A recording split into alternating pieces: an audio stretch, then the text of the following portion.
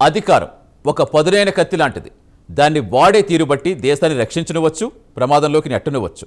ఇప్పుడు అమెరికాలో president Trump చేతిలో ఉన్న ఆ అధికార కత్తి ఆయనకి ఎదురు తిరుగుతోంది. ఇరాన్తో తీవ్ర ఉద్రిక్తతల నేపథ్యంలో ఆయన ప్రవర్తించిన తీరు, ఆయన చేసిన వ్యాఖ్యలు సొంత దేశంలోనే పెను తుఫాను సృష్టిస్తున్నాయి. ఇప్పుడు వాషింగ్టన్ రాజకీయాల్లో ఒకే ఒక్క పదం భూకంపంలా ప్రతిధ్వనిస్తుంది. అదే 25వ సవరణ. అధ్యక్షుడిని, ఆయన సొంత క్యాబినెట్టే పదవికి అనర్హుడిగా ప్రకటించే ఒక బ్రహ్మాస్త్రం. ఇంతకీ ఈ 25వ సవరణ కథేంటి? ట్రంప్ను గద్దె దించడానికి సొంత దేశంలోనే ఎందుకింత పెద్ద ఎత్తున ప్రయత్నాలు జరుగుతున్నాయి? ప్రైమ్ నైన్ స్పెషల్ స్టోరీలో చూద్దాం.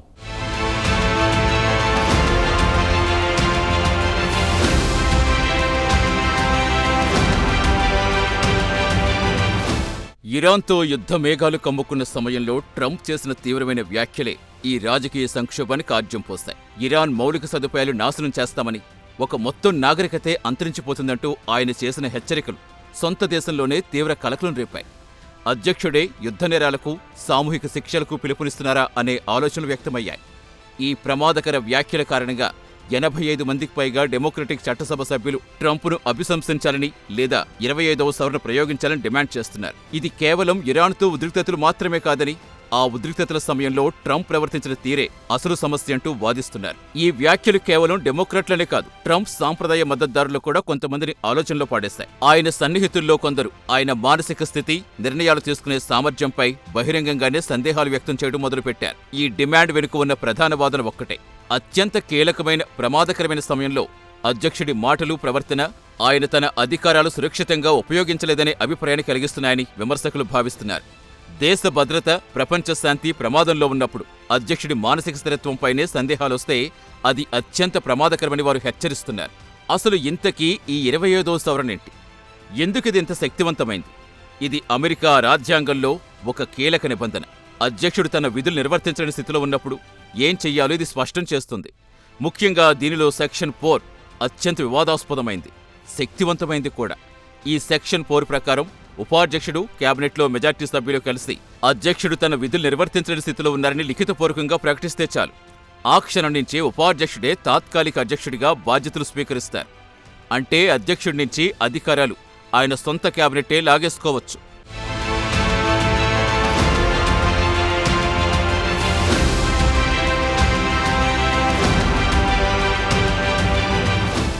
అయితే అధ్యక్షుడు దీన్ని వ్యతిరేకిస్తే తుది నిర్ణయం అమెరికన్ కాంగ్రెస్ అంటే పార్లమెంట్ చేతిలో ఉంటుంది. అధ్యక్షుడిని అధికారానికి దూరంగా ఉంచాలంటే హౌస్, సెనేట్ రెండింటిలోనూ 3/2 భారీ మెజార్టీ అవసరం. ఇది రాజకీయంగా, ప్రక్రియపరంగా చాలా కష్టమైన పని.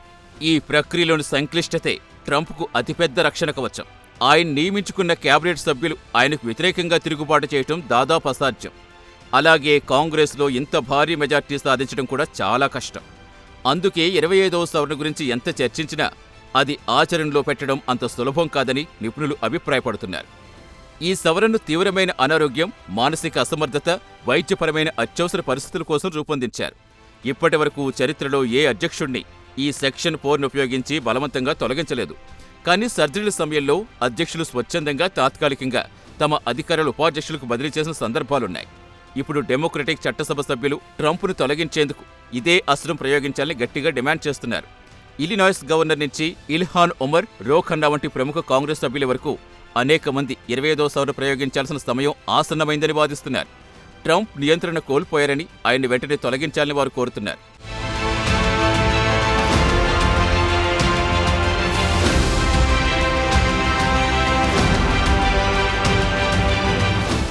ఆశ్చర్యకరంగా ట్రంప్కు గట్టి మద్దతుదారులుగా పేరు పొందిన మార్జోరీ టేలర్ గ్రీన్ వంటి రిపబ్లికన్ నేతలు కూడా ట్రంప్ ప్రవర్తనను పిచ్చితనంగా అభివర్ణించినట్టుగా వార్తలు రావటం ఈ సంక్షోభం తీవ్రతను తెలియచేస్తోంది.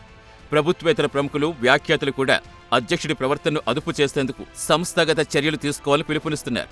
ఈ మొత్తం వ్యవహారం అమెరికా అధ్యక్షుడి అధికారాలపై, వాటి పరిమితులపై ఓ కొత్త చర్చను రేకెత్తించింది.